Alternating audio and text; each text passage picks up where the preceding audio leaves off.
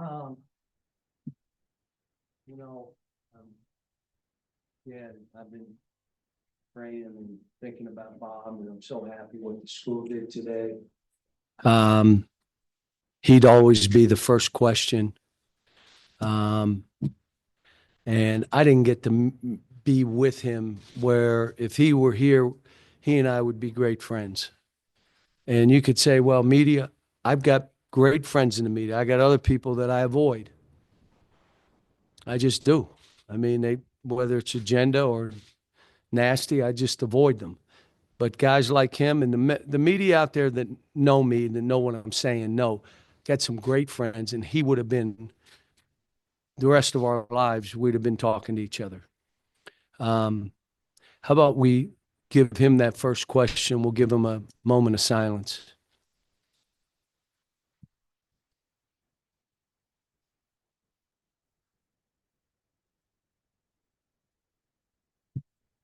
May rest in peace. Okay, questions. Last two games, second halves, offense and defense have probably been the best two halves of the season. Is this a second half team right now, or do you see it coming together both halves soon? Well, here's what I would tell you. I got to figure out why Nelly is getting so tired in 4 minutes, the first 4 minutes. What it tells me is a little anxiety. So we got to deal with that. It's hard for us to win if Boogie doesn't play well. Now, he played for 20 minutes. He didn't. And then he started playing. He has the freedom within how we're playing to go do what he does. Here's what I think of him. Triple-double. Points, rebounds. You see him go get rebounds? Takes them from centers and assists. That's what I see him as.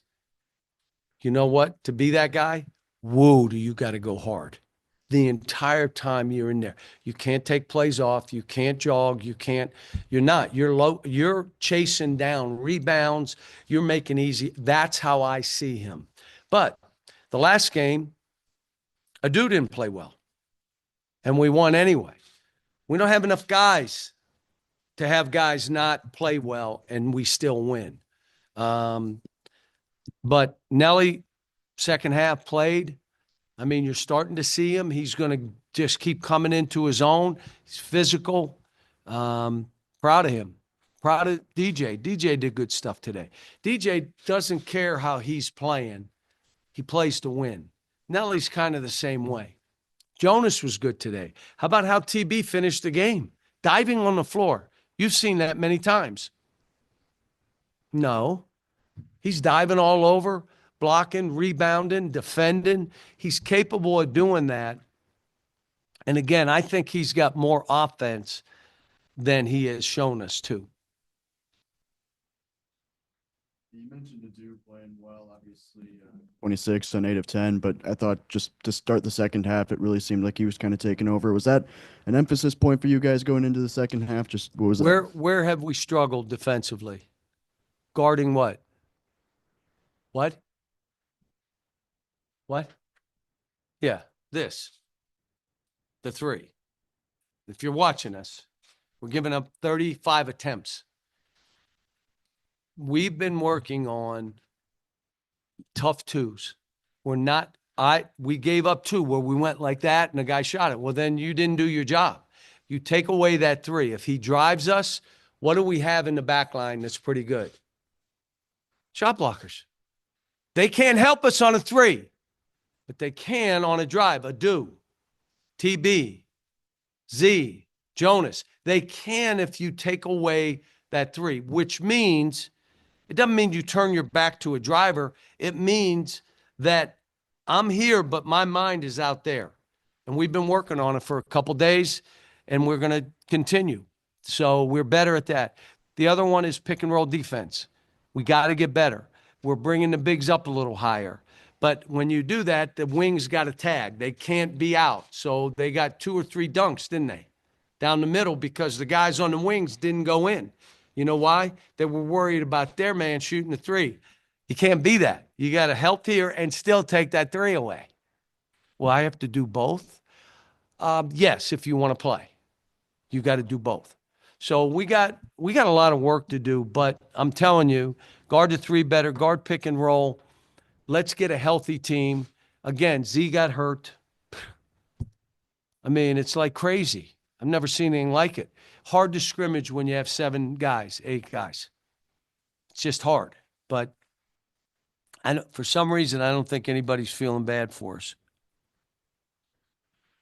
The first half, I think you guys only committed maybe 1 foul, but you also only forced 2 turnovers. You feel like maybe there was a little lack of physicality defensively in that first half?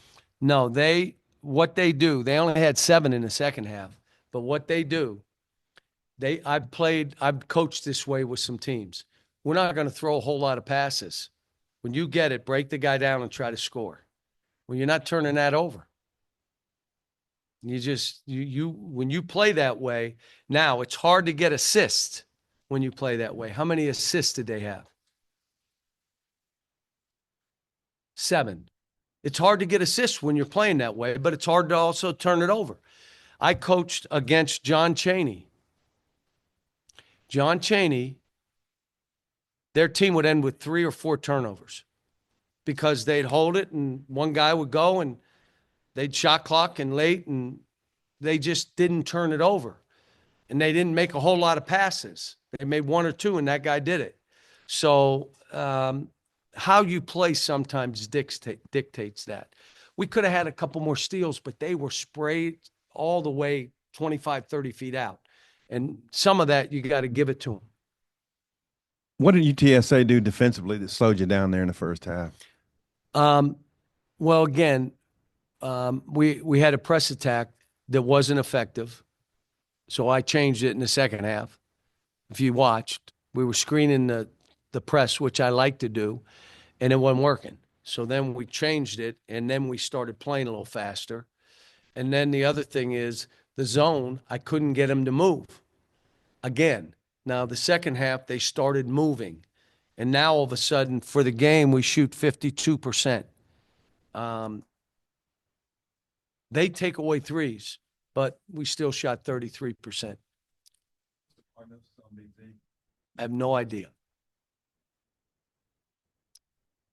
Shooting in the second half, 66.7%. But you guys continue to attack the basket. It just seemed to be working a lot better. How about this? We missed 2 free throws and a 2-footer to end the half, or it's a 4-point game. And that's, you deal with it as a coach. What, am I mad? No. I'm telling you all again what I said last night. I am happy. I'm happy to be coaching here. I'm happy to be coaching this team. I have on my wall, what did we put on my wall? Coach your team. That's what's up there. Coach your team. I'm not bitter toward anything. I'm not. Listen, this is the first page of the first chapter of a new book. The timing for me and my career and my life, this was perfect. And I appreciate all the fans and everybody giving me this opportunity to do it. But I'm happy. You know what I did after the game? Because my son gave me 2 really good suggestions. I kissed my son. I can do that because he's here with me. So I got work to do, but I'm telling them, if we do these things and do them consistently, we'll be one of those teams. This league, whoa. Like you're looking for a win. My problem is I think they're looking at us for a win. But there's like, where do you get them?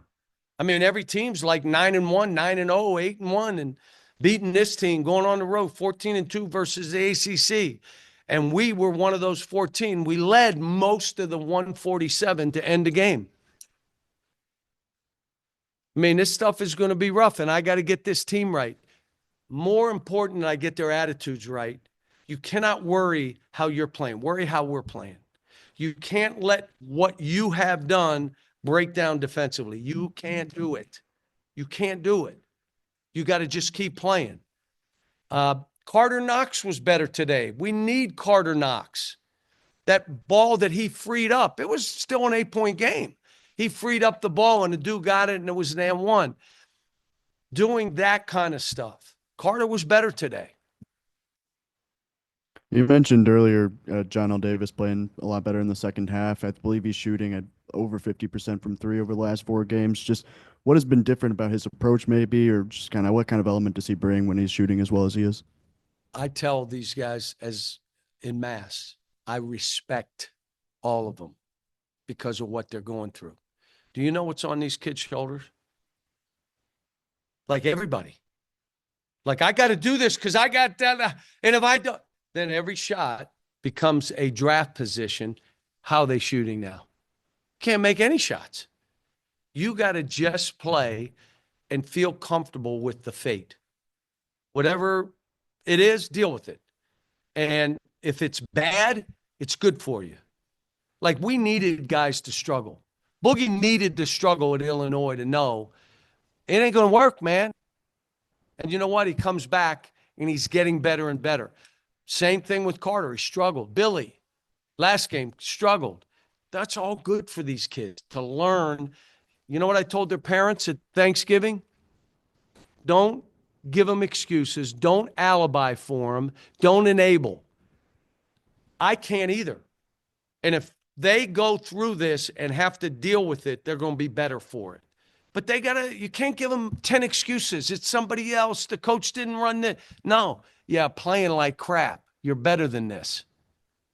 Go play. And let all the young people deal with it, because at the end of the day, if we're doing our job, one, we better be truth tellers. I was a truth teller yesterday in practice. Ooh, my. I was that truth teller. But they also have to go through tough things and deal with it. The major battle this team has right now is with themselves. If I can get them out of that mode and into us, and we're looking better running stuff, but we're not there. I got a lot of work to do. They got a lot of work to do. They just got to keep going. Can I go home? I'm going to get home by 3:45. Thank you.